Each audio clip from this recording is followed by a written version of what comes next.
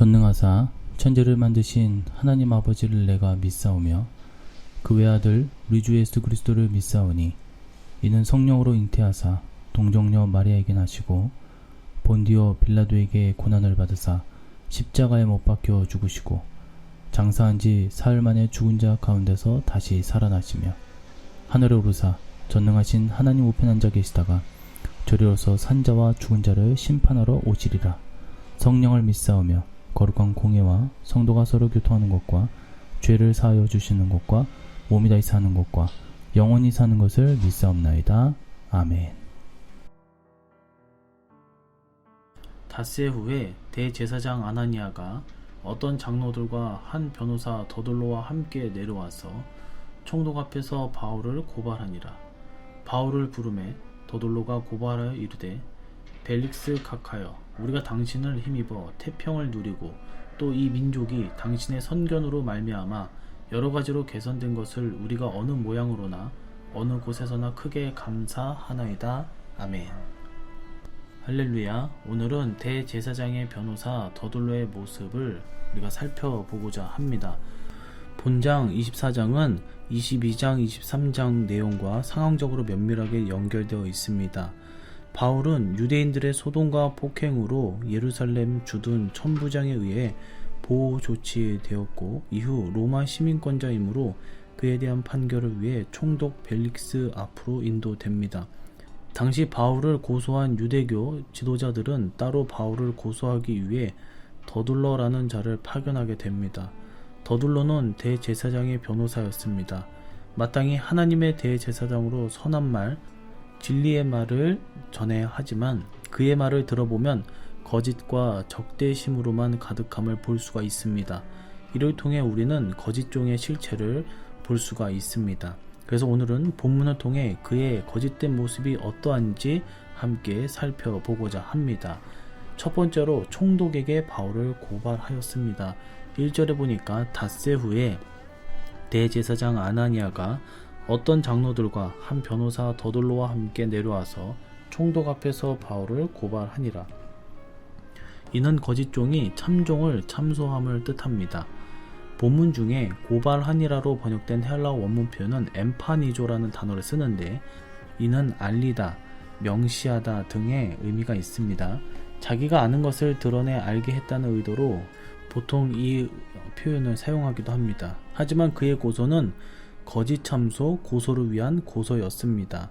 다니엘서 6장 11절에서 12절의 말씀 보면 이와 비슷한 사건이 벌어지는데 그 무리들이 모여서 다니엘이 자기 하나님 앞에 기도하며 간구하는 것을 발견하고 이에 그들이 나아가서 왕의 금령에 관하여 왕께 이르되 왕이여, 왕이 이미 금령에 왕의 도장을 찍어서 이제부터 30일 동안에는 누구든지 왕 외에 어떤 신에게나 사람에게 구하면 사자굴에 던져놓기로 하지 아니하였나이까 하니 왕이 대답하여 이르되 이 일이 확실하니 메대와 바사에 고치지 못하는 규례니라 하는지라. 다니엘도 다리오 왕 때 그와 같은 일을 당하였습니다. 대제사장의 변호사 더둘로가 바울을 고소하였듯 악한 자들은 의인을 악의적으로 고발합니다. 어떻게든 깎아내리고 어떻게든 악하게 보이려 힘쓴다라는 것입니다. 두 번째로 총독 때문에 태평을 누린다 하였습니다. 2절의 말씀을 보면 벨릭스 각하여 우리가 당신을 힘입어 태평을 누리고 또 이 민족이 당신의 선견으로 말미암아 여러 가지로 개선된 것을 우리가 어느 모양으로나 어느 곳에서나 크게 감사하나이다. 이는 거짓종이 세상 권력의 압첨함을 뜻합니다. 본문 중 감사하나이다로 번역된 원문 표현은 유카리스티아라는 단어를 쓰는데 대부분 무한한 감사, 하나님을 향한 감사의 의미로 쓰입니다. 더둘러는 대제사장의 변호사로 바울을 고소하는데 유리한 위치를 점하고자 어떻게 하면은 세상 권력에 아첨하고 좋게 보이려고 애쓰기 위해서 노력했다라는 것이죠.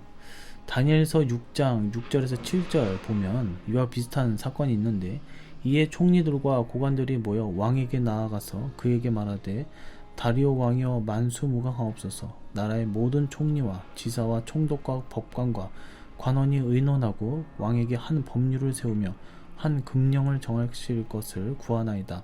왕이여 그것은 곧 이제부터 30일 동안에 누구든지 왕 외에 어떤 신에게나 사람에게 무엇을 구하면 사자굴에 던져넣기로 한 것이니이다. 과거 다니엘을 고소한 자들도 그렇습니다. 그들은 왕에게 충성하는 것처럼 왕이 신이나 된 것이냥 아부를 떨었습니다. 그렇게 해서 자신들의 악의적인 목적을 이루려 한 것입니다. 악한 자들은 의인들을 어떻게 해서든 깎아내리고 비방하는 일에 늘 혈안이 되어 있습니다. 그러면서 강한 자에게 굽신거리면서 이를 통해서 그들 자신들이 거짓되었다라는 것을 사실상 입증하는 모습을 보여주고 있습니다. 우리는 사람의 말의 진실성, 그 행위를 보고 그 사람의 어떠함을 분별할 줄 알아야 될 것입니다. 이 악한 시대 속에서 우리가 살아갈 때에 선과 악은 분명히 존재합니다. 그러나 악한 자들은 선과 악의 그 중간, 즉 회색을 지향하면서 선인 것처럼 말을 하고 그것이 정답인 것처럼 진리인 양 우리를 속이는 경우가 허다하다라는 것입니다. 그것이 마귀의 술책이다라는 것이죠.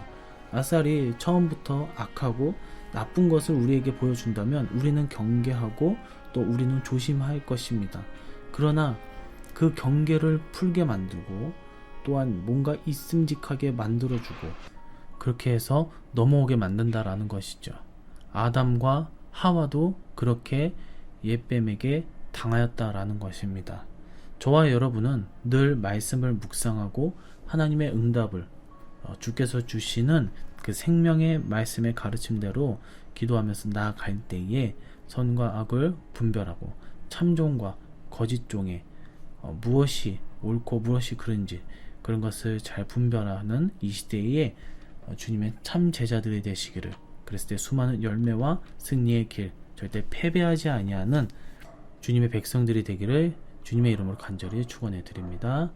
하나님 아버지 감사드립니다. 오늘 말씀을 통해서 거짓 선지자들의 모습을 바라보고 우리가 참종과 거짓종 또한 진리를 분별할 수 있는 영안이 열리게 인도하여 주시옵시고, 우리가 연약하오니 늘 내주하시는 성령님께서 영적인 지 하늘에 내려오는 권능으로 우리를 이끌어 세워 주시옵소서. 오늘 하루도 주님께 모든 것을 맡겨오며 다시 오실 예수님의 이름으로 기도드리옵나이다. 아멘. 주기도문으로 새벽 예배를 마치도록 하겠습니다. 하늘에 계신 우리 아버지여, 이름이 거룩히 여김을 받으시오며 나라의 임하옵시며 뜻이 하늘에서 이룬 것 같이 땅에서도 이루어지이다. 오늘날 우리에게 일용할 양식을 주옵시고 우리가 우리에게 죄지은 자를 사하여 준 것 같이 우리 죄를 사하여 주옵시고 우리를 시험에 들게 하지 마옵시고 다만 악에서 구하옵소서. 대개의 나라와 권세와 영광의 아버지께 영원히 있사옵나이다. 아멘.